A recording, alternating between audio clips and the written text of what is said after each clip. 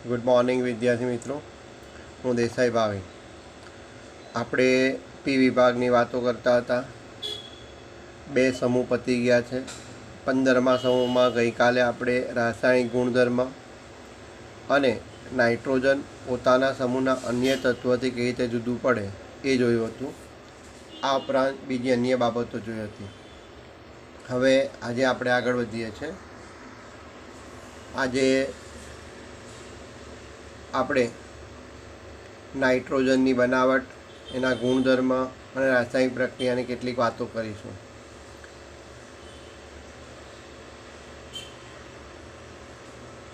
રવિવારે અને સોમવારે આપણે 2 દિવસની રજા આપીએ છીએ, કારણ કે આપણે શનિવારે કાલે મૌખિક એક્ઝામનું આયોજન કર્યું છે તમારું ગૂગલ મીટ ઉપર.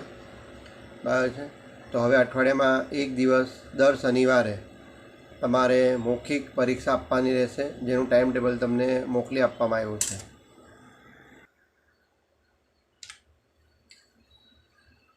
હાઇડ્રોજન સાથેની પ્રતિક્રિયાત્મકતા. તો સમૂહ 15ના બધા જ તત્વો હાઇડ્રોજન સાથે પ્રક્રિયા કરી હાઇડ્રાઇડ બનાવે છે. બસ સમૂહ 15ના તત્વો EH3 પ્રકારના હાઇડ્રાઇડ બનાવે છે. તો બધા જ તત્વો આ કામ કરે છે. હાઇડ્રોજન સંયોજનની સ્થાયીતા નાઇટ્રોજનથી બિસ્મથ તરફ જતાં ઘટતી જાય છે, જેને બંધ વિયોજન એન્થાલ્પી દ્વારા સમજાવી શકાય. બીજું, બિસ્મથ હાઇડ્રાઇડ સૌથી પ્રબળ રિડક્શન કરતા છે. બેઝિકતાનો ક્રમ nitrogen greater than PH3, arsenic H3. તો યાદ રાખવું, બેઝિકતાનો ક્રમ એટલે કે હાઇડ્રોજન સૌથી વધારે બેઝિકતા એ એમોનિયાની છે. નાઇટ્રોજનની ઊંચી વિદ્યુત ઋણતા અને નાના કદને કારણે એમોનિયા ઘન છે, તેમજ પ્રવાહી અવસ્થામાં હાઇડ્રોજન બંધ બનાવે છે. આ કારણે એમોનિયાનું ગલનબિંદુ અને ઉત્કલનબિંદુ PH3 કરતાં ઊંચું હોય છે. તો આપણે અગાઉ એકવાર કહીને આવ્યા છે હેલોજનમાં ચડતો ક્રમ, ઉતરતો ક્રમ. તો અહીંયા ફરી પાછું આવ્યું છે. તો આ સેક્શનમાં આપણે લખવાનું કે હાઇડ્રાઇડ સંયોજનની સ્થાયીતા છે નાઇટ્રોજનથી બિસ્મથ તરફ જતાં ઘટતી જાય છે. ઓકે. જ્યારે અહીંયા બીજો ક્રમ આવ્યો છે બેઝિકતાનો ક્રમ. તો લખવાનું બેઝિકતાનો ક્રમ અને પછી આ ક્રમ લખી દેવું. સમૂહ 17માં પણ આવા ક્રમ હતા. બરાબર છે. તો આ બધા ક્રમ આપણે અલગ સેક્શનમાં લખવા તમને કહું છે. ઓક્સિજન પ્રત્યેની પ્રતિક્રિયાત્મકતા.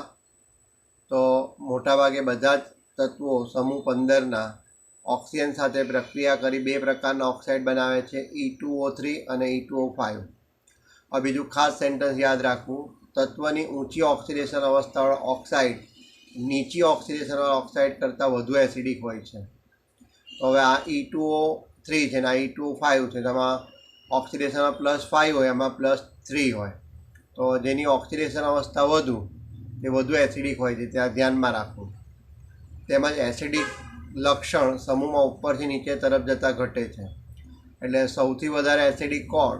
તો ભાઈ નાઇટ્રોજનના ઓક્સાઇડ. સૌથી ઓછા એસિડિક કોણ? તો નીચે આવતા તત્વો ઓછા એસિડિક.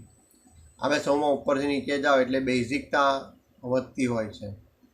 નાઇટ્રોજન અને ફોસ્ફરસના E2O3 પ્રકારના ઓક્સાઇડ સંયોજનો સંપૂર્ણપણે એસિડિક હોય છે, કારણ કે નાઇટ્રોજન ફોસ્ફરસ કેવા છે? અધાતુ છે. તો તમને 11 સાયન્સથી આપણે ભણાવીએ છીએ કે અધાતુના ઓક્સાઇડ સ્વભાવે એસિડિક હોય, ધાતુના ઓક્સાઇડ બેઝિક હોય. તો જો બિસ્મથ ધાતુ છે એટલે બેઝિક હોય, અને આર્સેનિક અને એન્ટીમની એ ઉભય ગુણધર્મી છે, એટલે એના ઓક્સાઇડ કહેવાય ઉભય ગુણધર્મી, એટલે એસિડ સાથે અને બેઝ સાથે પ્રક્રિયા કરે. તો આ છેલ્લી 2 લીટી ખાસ ધ્યાનમાં રાખવી, જે આપણે 11 સાયન્સથી ભણીએ છીએ. ફરી પાછું રિપીટ કરી દઉં. અધાતુના ઓક્સાઇડ કેવા હોય? તો ભાઈ એસિડિક. તો નાઇટ્રોજન અધાતુ છે, નાઇટ્રોજન ફોસ્ફરસ, તેના ઓક્સાઇડ કેવા હોય? એસિડિક હોય. આર્સેનિક એન્ટીમની ઉભય ગુણધર્મી છે, તેના ઓક્સાઇડ પણ ઉભય ગુણધર્મી હોય. બિસ્મથ ધાતુ છે, ધાતુનો ઓક્સાઇડ કહેવાય બેઝિક. તો બિસ્મથના ઓક્સાઇડ પણ કેવા હોય? બેઝિક. હવે હેલોજન સંયોજનો પ્રત્યે પ્રતિક્રિયાત્મકતા. તો સમૂહ 15ના બધા જ તત્વો હેલોજન સાથે પ્રક્રિયા કરી EX3 અને EX5 પ્રકારના બનાવે છે. નાઇટ્રોજન તેની સંયોજકતા કક્ષામાં ડી કક્ષક ધરાવતો નથી, એને પરિણામે પેન્ટાહેલાઇડ સંયોજન બનાવતો નથી.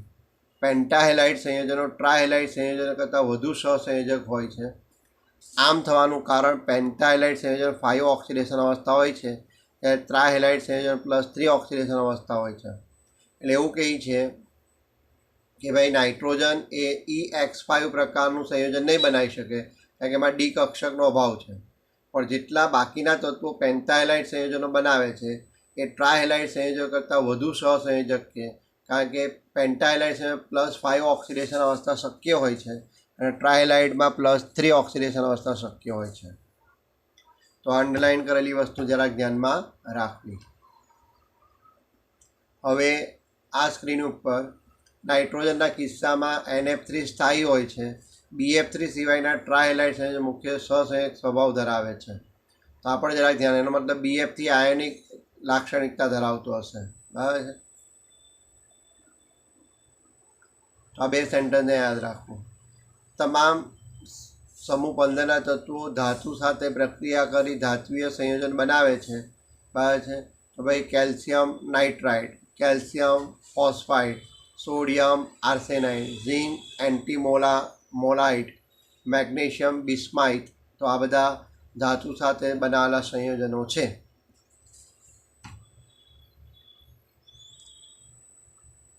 હવે કેટલાક સવાલો. નાઇટ્રોજન +5 ઓક્સિડેશન દર્શાવે છે, તેમ છતાં તે પેન્ટાહેલાઇડ સંયોજન બનાવતો નથી, કારણ આપો. તો નાઇટ્રોજનમાં N = 2 છે, જેમાં માત્ર S અને P કક્ષક હોય. નાઇટ્રોજન પાસે તેની સંયોજન 4 જ ઇલેક્ટ્રોન છે, કારણ કે ડી કક્ષકનો અભાવ છે, માટે પેન્ટાહેલાઇડ સંયોજન બનાવતા નથી. કારણ કે +5 ઓક્સિડેશન અવસ્થામાં એની બાહ્યતમ કક્ષામાં એની પાસે 5 ઇલેક્ટ્રોન તો હોવા જોઈએ ને. હવે 5 ઇલેક્ટ્રોને આપી શકતો હોવો જોઈએ કે આ 5 ઇલેક્ટ્રોનની ભાગીદારી કરી શકતો હોય છે, પણ એવું છે નહીં, કારણ કે એની પાસે ડી કક્ષક નથી. PH3નું ઉત્ક્રમ બિંદુ એમોનિયાના ઉત્ક્રમ બિંદુ કરતાં નીચું હોય છે. શા માટે? તો એમોનિયાની જેમ PH3 અણુઓ પ્રવાહી અવસ્થામાં હાઇડ્રોજન બંધ દ્વારા જોડાયેલા હોતા નથી. એમોનિયાની જેમ PH3 અણુઓ પ્રવાહી અવસ્થામાં હાઇડ્રોજન બંધ દ્વારા જોડાયેલા હોતા નથી. તેથી PH3નું ઉત્ક્રમ બિંદુ એમોનિયાના ઉત્ક્રમ બિંદુ કરતાં નીચું હોય છે. તો એમોનિયામાં હાઇડ્રોજન બંધ હોય છે, એટલે આંતરાણ્વીય આકર્ષણ બળ વધારે. આંતરાણ્વીય આકર્ષણ બળ વધારે એટલે એનું ઉત્ક્રમ બિંદુ વધારે, જ્યારે PH3માં આવું હોતું નથી. તો આવા સવાલો તમને ઓલરેડી કરવા કહ્યા જ છે, એટલે કાળજી રાખવી. હવે સૌથી આપણો અગત્યનો સવાલ, ડાયનાઇટ્રોજનની બનાવટ એટલે N2ની બનાવટ. તો પહેલું, ડાયનાઇટ્રોજનનું વ્યાપારિક એટલે ઔદ્યોગિક ઉત્પાદન હવાના પ્રવાહીકરણ દ્વારા કરવામાં આવે છે, એટલે હવામાંથી મેળવવામાં આવે છે. તો સૌથી પહેલાં તો હવાનું પ્રવાહીકરણ કરવાનું અને વિભાગીય નિશ્ચયન દ્વારા તેને છૂટું પાડવાનું. તો પ્રથમ ડાયનાઇટ્રોજન નિશ્ચયન દ્વારા મળે છે, કારણ કે એનું ઉત્ક્રમ બિંદુ 77.2 કેલ્વિન છે અને પ્રવાહી ઓક્સિજનનું 90 કેલ્વિન છે. એટલે સૌથી પહેલાં તો જેનું ઉત્ક્રમ બિંદુ ઓછું હોય એ પહેલાં મળે. એટલે એવું કહે છે કે સૌથી પહેલાં તમારે હવાને એકઠી કરી એને પ્રવાહી કરવાનું અને ત્યારબાદ પ્રવાહી હવાનું વિભાગીય નિશ્ચયન કરો. તો હવે વાતાવરણમાં તો નાઇટ્રોજન પણ છે અને ઓક્સિજન પણ છે. તો કોણ સૌથી પહેલાં નીકળશે? તો ભાઈ નાઇટ્રોજન, પછી ઉત્ક્રમ બિંદુ.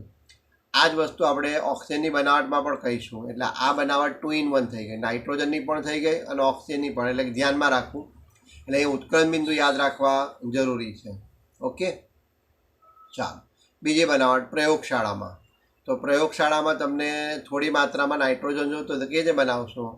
તો એમોનિયમ ક્લોરાઇડના જલીય દ્રાવણની સોડિયમ નાઇટ્રાઇડ સાથેની પ્રક્રિયા કરવાથી ડાયનાઇટ્રોજન બનાવી શકાય. તો એમોનિયમ ક્લોરાઇડ એટલે NH4Cl, સોડિયમ નાઇટ્રાઇડ એટલે NaNO2.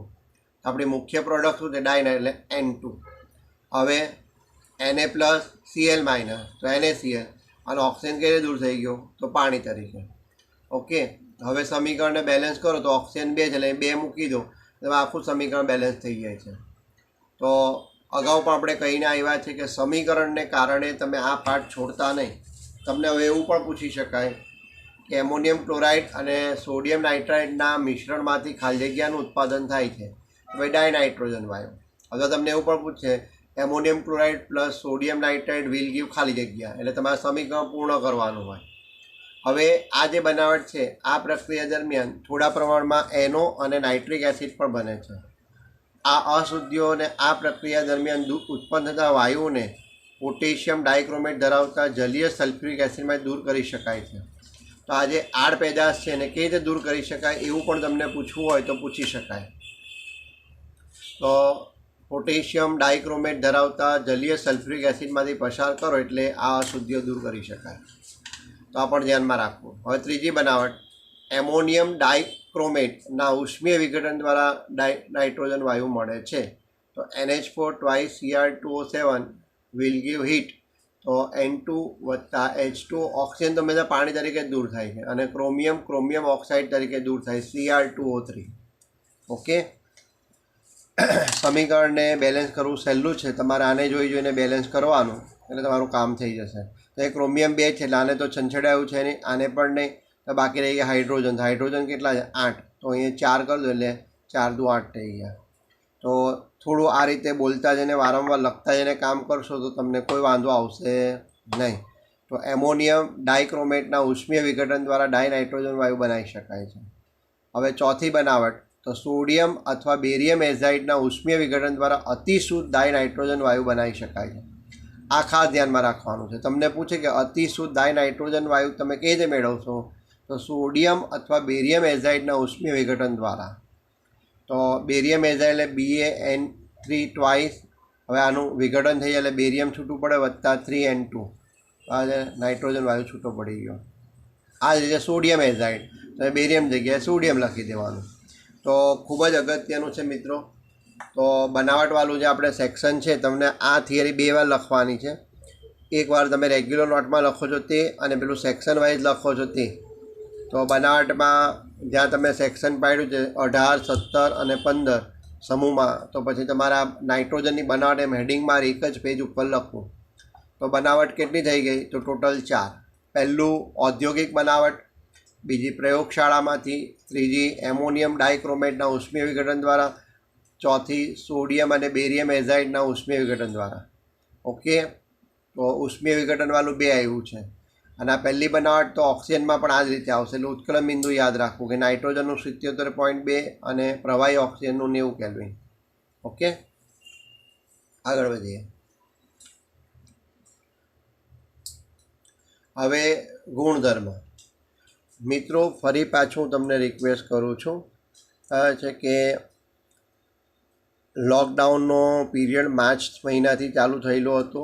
માર્ચની એન્ડિંગમાં એપ્રિલ, મે અને જૂન લગભગ 3 મહિના થવા આવ્યા છે અને સપ્ટેમ્બર માસમાં જ લગભગ આપણી સ્કૂલ ચાલુ થશે.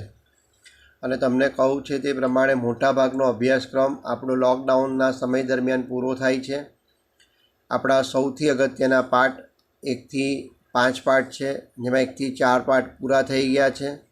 ત્યારબાદ પી સેક્શન ખૂબ જ મહત્ત્વનું, લાંબુ અને થોડું કન્ટેન્ટ વધારે હોવાથી આપણે એને પહેલાં પ્રાયોરિટી આપી છે. બરાબર છે? એટલે પ્લીઝ તમે રાઇટિંગ પ્રેક્ટિસ કરો, એ ખૂબ જ જરૂરી છે. માત્ર મહેતાજીની જેમ લખીને ચાલ્યા નહીં જાઓ. બરાબર છે? એને એટલા માટે જ આપણે અઠવાડિયામાં 1 દિવસ વધારે એડ કર્યો છે શનિવારનો, કે જેથી તમને મૌખિક 1 માર્કના સવાલો પૂછીએ કે તો તમે શું કર્યું છે તે જાણી શકાય. તમે હોમવર્ક તો કર્યું જ છે. મોટાભાગના વિદ્યાર્થીઓ બહુ વ્યવસ્થિત હોમવર્ક કર્યું છે, જે આપણે PDF ફાઇલમાં મંગાવ્યું છે અને ચેક કરીને પાછું તમને રિટર્ન પણ આપ્યું છે. કેટલાક જ વિદ્યાર્થીઓની થોડી હોમવર્કમાં કામચોરી દેખાય છે, પણ વાંધો નહીં, એ પણ રેગ્યુલર થઈ જશે એવી આશા રાખીએ. મિત્રો, નહીં મારો ધાક રાખવો, નહીં મમ્મી પપ્પાનો. આપણે પ્રેમથી કામ કરવાનું છે. વિજ્ઞાન પ્રવાહને આપણે હાથે રહીને બદનામ કરી રહ્યા છે. બરાબર છે? તો એવું નથી કહું, આપણે મહેનત કરીશું તો પાસ થઈશું જ, રિઝલ્ટ આવશે જ. બરાબર છે? એટલે પ્લીઝ, બરાબર, આપણે વિજ્ઞાન પ્રવાહમાં આવ્યા છે તો થોડું કામ કરીએ. બરાબર છે? અને હજુ પણ સમય છે. જે કંઈ પણ પાઠો ચાલી ગયા છે એને વ્યવસ્થિતપણે વાંચીએ. દરેક ચેપ્ટરની MCQની એક્ઝામ આપણે 3 લીધી છે, એટલે મોટાભાગનું MCQ જે નોર્મલ કહેવાય એ તમારું રેડી થઈ ગયું છે. દાખલા બાકી છે. બરાબર છે? પણ એ તો રૂબરૂ મુલાકાત થશે ત્યારે જ કરીશું, કારણ કે એ ઓનલાઈન પર મજા નથી આવતી. આપણે એવું જોઈ લીધું છે, કારણ કે દ્રાવણમાં આપણે 1 સેક્શનના દાખલા પૂરા કર્યા તો આપણે લગભગ અઠવાડિયું જેવું થયેલું હતું. તો એ ખાસો સમય લઈ લે છે. તે છતાં પરિસ્થિતિ આગળ જતાં શું આવે એને ધ્યાનમાં રાખીને કામ કરીશું. ઓકે, ચાલો તો ગુણધર્મ જોઈ લઈએ. ડાયનાઇટ્રોજન રંગવિહીન, વાસવિહીન, સ્વાદવિહીન અને બિનઝેરી વાયુ છે. તો યાદ રાખવું. નાઇટ્રોજનના 2 સ્થાયી ઘટકો છે, નાઇટ્રોજન 14 અને 15 નાઇટ્રોજન. તે પાણીમાં ઘણી ઓછી દ્રાવ્યતા તથા નીચા થાર બિંદુ અને ઉત્કલન બિંદુ ધરાવે છે. એન ટ્રિપલ બોન્ડ એન્ડ બંધની ઊંચી બંધન એન્થાલ્પીના કારણે ડાયનાઇટ્રોજન ઓરડાના તાપમાન નિષ્ક્રિય વાયુ છે. તો આ ઓરડાના તાપમાને કેમ નિષ્ક્રિય છે? તો ટ્રિપલ બોન્ડની બંધની એન્થાલ્પીનું મૂલ્ય ખૂબ ઊંચું છે એટલા માટે. જો કે તાપમાન વધવાની સાથે પ્રતિક્રિયાત્મકમાં ઝડપી વધારો થાય છે. તો આ પણ સેન્ટેન્સ યાદ રાખો. તે કેટલીક ધાતુઓ સાથે જોડાઈને મુખ્યત્વે આયનીય નાઇટ્રાઇડ સંયોજનો બનાવે છે. અધાતુ સાથે સહસંયોજક નાઇટ્રાઇડ સંયોજનો બનાવે છે, લિથિયમ નાઇટ્રાઇડ, મેગ્નેશિયમ નાઇટ્રાઇડ. તો આપણે 11 સાયન્સમાં જોઈને આવ્યા છે. તો આ લિથિયમ અને મેગ્નેશિયમનો વિકર્ણ સંબંધ છે અને બંને એ નાઇટ્રોજન સાથે પ્રક્રિયા કરે છે, જ્યારે બાકીના આલ્કલી અને આલ્કલાઇન અર્ધધાતુ તત્વો નાઇટ્રોજન સાથે સીધી પ્રક્રિયા કરતા નથી. તો ધ્યાનમાં રાખજો. ઓકે. તો બંનેના આ ગુણધર્મોમાં સામ્યતા જોવા મળે છે. તે આશરે 773 કેલ્વિન તાપમાન ઉદ્દીપકની હાજરીમાં એટલે કે હેબર વિધિ દ્વારા હાઇડ્રોજન સાથે સંયોજાઈ એમોનિયા બનાવે છે.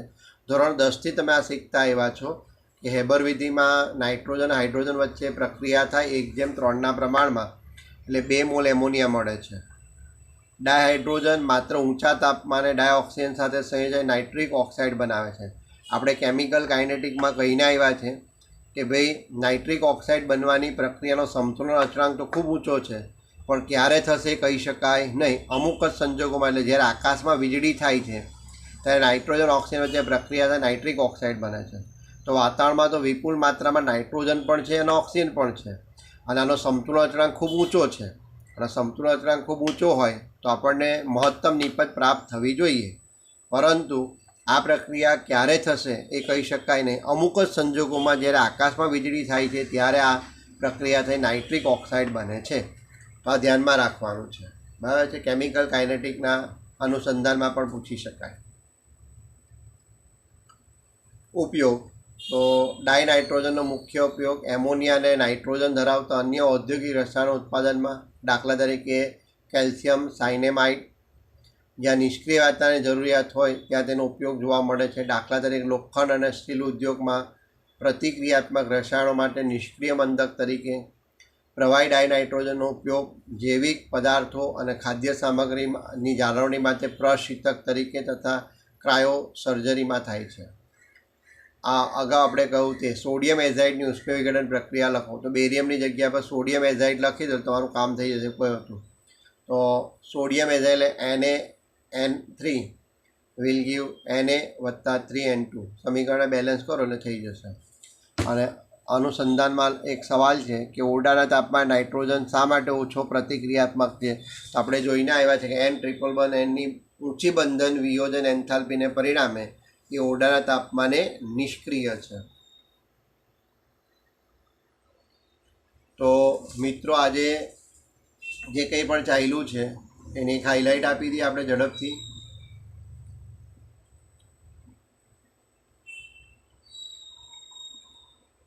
તો હાઇડ્રોજન સાથેની પ્રતિક્રિયાત્મકતા ચાલી છે, એમાં આ ક્રમ યાદ રાખવાના છે. પહેલો ક્રમ હાઇડ્રાઇડની સ્થાયીતાનો ક્રમ, પછી બેઝિકતાનો ક્રમ. આ સ્લાઇડમાં તમારે આટલું જ લખવાનું છે. અને બિસ્મથ સૌથી વધુ પ્રબળ રિડક્શન કરતા છે. રિડક્શન કરતાનું શું થાય? ઓક્સિડેશન. ઓકે, તો ધ્યાનમાં રાખજો. આ 3 સેન્ટેન્સ યાદ રાખવાના છે. આટલું જ હોમવર્ક કરવાનું છે. આ સ્લાઇડમાં ઓક્સિજન સાથેની વાત કરેલ છે. તો આ તત્વની ઊંચી ઓક્સિડેશન અવસ્થાવાળી વાત જે છે કે નીચી ઓક્સિડેશન વધુ એસિડિક છે એ લખવાનું છે. એસિડિક ગુણધર્મો ઉપરથી નીચે જતાં ઘટે છે એ લખવાનું છે. નાઇટ્રોજન ફોસ્ફરસના ઓક્સાઇડ એસિડિક હોય, આર્સેનિક એન્ટીમનીના ઉભય ગુણધર્મી હોય, બિસ્મથનો ઓક્સાઇડ બેઝિક હોય, આ લખવાનું છે. આ રીતે મુદ્દાવાઇઝ લખજો, બાજુ આમ બેઠું ટપકાવતા નહીં. હેલોજન સાથેની પ્રતિક્રિયાત્મકતા. તો નાઇટ્રોજન પેન્ટાઇલાઇડ બનાવવું નથી કારણ કે ડી કક્ષકમાં અભાવ છે અને એની પાસે બાહ્યતમ કક્ષામાં 5 ઇલેક્ટ્રોન નથી, માટે આવું થાય છે. નાઇટ્રોજનના કિસ્સામાં NF3 સ્થાયી છે. BF3 સિવાયના ટ્રાયલાઇડ સંયોજનો મુખ્ય સહસંયોજક છે. એનો મતલબ BF3 એ આયનિક લાક્ષણિકતા ધરાવે છે. આ 2 સવાલ યાદ રાખવાના, બરાબર છે. એટલે સવાલના જવાબ લખી જ નાખવાના. બનાવટમાં તો કંઈ કહેવાનું છે જ નહીં. ચાર રીતે થાય છે બનાવટ. પહેલી ઔદ્યોગિક છે, બીજી પ્રયોગશાળામાં છે, અને ત્રીજી એમોનિયમ ડાયકાર્બોનેટ અને સોડિયમ એઝાઇડના ઉષ્મીય વિઘટન દ્વારા. એટલે 4 રીતે બનાવટ થઈ ગઈ છે. અને આને તમારે ઓછામાં ઓછી 2 વાર લખવાની છે, બરાબર. એક રનિંગ નોટમાં અને એક તમે સેક્શન વાઇઝે લખો છો એ રીતે. તો 3 વાર લખો તો બી ઓછું છે, એટલે ખાસ કરજો પ્લીઝ, હા મિત્રો. ગુણધર્મમાં તો રંગહીન સ્વાદહીન છે. એના 2 સ્થાયી છે, 14N 15N. નોર્મલી આપણે નાઇટ્રોજન 14 વાપરતા હોઈએ છીએ, બરાબર છે. આ ઓરડાના તાપમાન નિષ્ક્રિય કેમ છે હમણાં જોયું તે. લિથિયમ અને મેગ્નેશિયમ સીધું નાઇટ્રોજન સાથે પ્રક્રિયા કરી નાઇટ્રાઇડ બનાવે છે. તો આ આપણે વિકર્ણ સંબંધમાં 11 સાયન્સમાં જોઈને આવ્યા છે.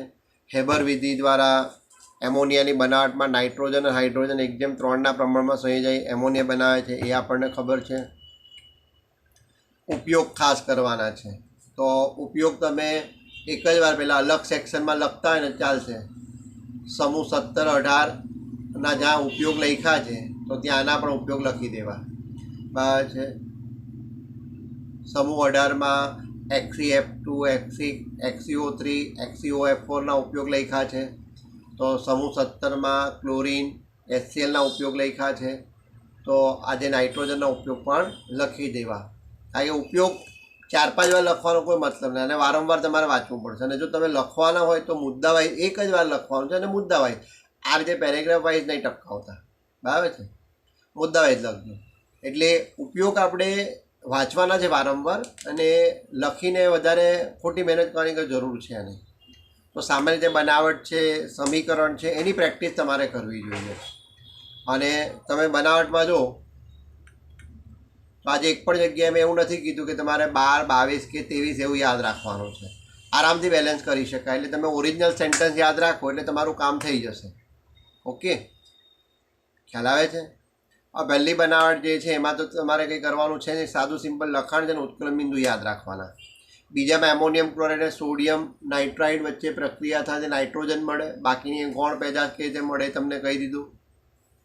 ત્યારબાદ એમોનિયમ ડાયક્રોમેટના ઉષ્મીય વિઘટનથી એમાં પણ તમને કહી દીધું કે નાઇટ્રોજન ઓક્સિજન તો પાણી તરીકે દૂર થાય, અને ક્રોમિયમ Cr2 તરીકે દૂર થાય.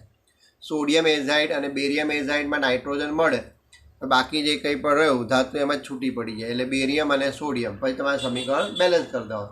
એટલે આમાં કોઈ પણ ગોખણપટ્ટી કરવાની નથી. હું ફરી પાછું યાદ કરાવું, આપણે આ પાઠમાં 30 થી 35 સમીકરણ ગોખવાના છે, અને એમાં 15-20 સમીકરણમાં આવું જમણી બાજુ ડાબી બાજુ ગોખવાનું છે એવું તમને હું કહી ગયો છું, કે જેથી ઝડપથી કામ થાય. આજે આવું કોઈ કામ છે નહીં.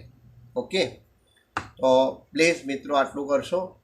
અને ફરી પાછું કહું છું કે પી વિભાગ બસ લગભગ આવતા અઠવાડિયે પૂરો થઈ જશે. એટલે કે જૂન મહિનો પૂરો થાય ત્યાં સુધીમાં પી વિભાગ પણ પતી ગયો. પહેલા ભાગમાં ટોટલ 9 પાઠ છે. 9માંથી 1 થી 4 પાઠ, અને આ 5મો પાઠ પણ પૂરો થઈ રહ્યો છે. એટલે કે 7મો પાઠ પૂરો થઈ રહ્યો છે. હવે 6ઠ્ઠો તો એકદમ નાનો પાઠ છે, એમાં બહુ વાંધો આવે એવું છે નહીં. એમાં ઇલેક્ટ્રોકેમિસ્ટ્રી અને ઉષ્માગતિશાસ્ત્રની પણ વાત કરેલી છે. તો હવે કેટલોક અભ્યાસક્રમ કટ થવાની શક્યતા રહી છે, એને ધ્યાનમાં રાખી આપણે હજુ 6ઠ્ઠો પાઠ ટચ નથી કર્યો. 5મો પાઠ તો કોઈ સંજોગમાં કટ થશે નહીં, પૃષ્ઠ રસાયણ વિજ્ઞાન, પણ એ આપણે રૂબરૂ મુલાકાત વખતે ચલાવીએ તો મજા આવશે. હવે રહ્યો 8મો અને 9મો. તો 8મો પાઠ કટ થવાની શક્યતા ખરી, પણ હવે 8મા અને 9માને સીધું કનેક્શન છે, તો 8મામાં થોડું કટ મારે, બરાબર છે. તો 9મો તો કોઈ પણ સંજોગમાં એવોઇડ થશે નહીં. તો મારી દ્રષ્ટિએ મારો જે કંઈ પણ અનુભવ કહે છે એને આધારે આપણે જે કેમેસ્ટ્રી ભણીએ છીએ એમાં ફિઝિકલ, ઇનઓર્ગેનિક અને ઓર્ગેનિક હોય છે. એમાં ભાગ 1માં, બરાબર છે, જો આવા પાઠોને સરકાર ઓછું કરી દે તો વિદ્યાર્થીઓને બહુ ખાસ મોટું નુકસાન થતું નથી, બરાબર છે. એટલે હજુ સરકારે કોઈ ગાઈડલાઈન બહાર પાડી નથી, એટલે આપણે આને હજુ ટચ કરી રહ્યું નથી. ઓકે, આપણે એ બધું જવા દો, આપણે કામ કરતા રહેવાનું છે. ઓકે, આજે શનિવાર છે, આપણે 2 દિવસની રજા આપીએ છીએ, કારણ કે આપણે શનિવારે તમને મૌખિક પ્રશ્નોત્તરી ગૂગલ મીટ દ્વારા આપણે કરીએ છીએ, એટલે કે આપણે વધારાનો પીરિયડ એડજસ્ટ કર્યો છે એટલે તમને એક દિવસ ફ્રેશનેસ મળે એટલા માટે આપણે થોડી છૂટ આપી છે. પણ મિત્રો જરાક રોજ કામ કરવું ખૂબ જ જરૂરી છે, આળસ નહીં કરો પ્લીઝ. અને જે મિત્રોનું હોમવર્ક બાકી છે એવો મેસેજ મેં કર્યો હતો એ તમારે હોમવર્ક પૂરું કરવાનું છે અને વાલીની સહી કરીને પાછું મોકલવાનું છે. Okay, thank you so much. જય હિન્દ, જય ભારત.